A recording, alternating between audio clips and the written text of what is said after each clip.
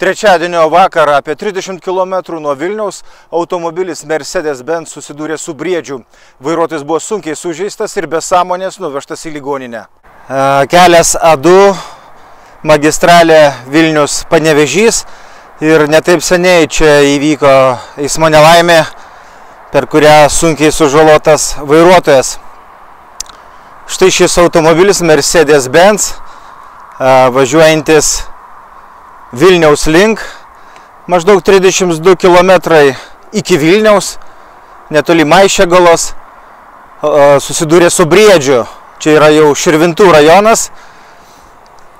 Na ir briedis žuvo, jis buvo užmestas ant mašinos stogo, o automobilio vairuotojas buvo prispaustas mašinoje.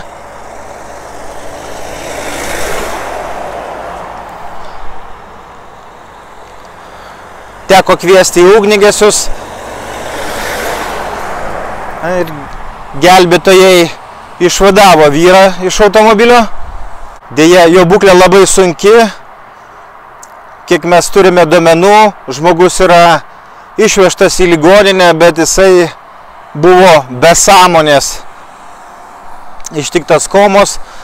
Automobilį važiavo ir keleivė. Jai taip pat prireikė šiek tiek medikų pagalbos.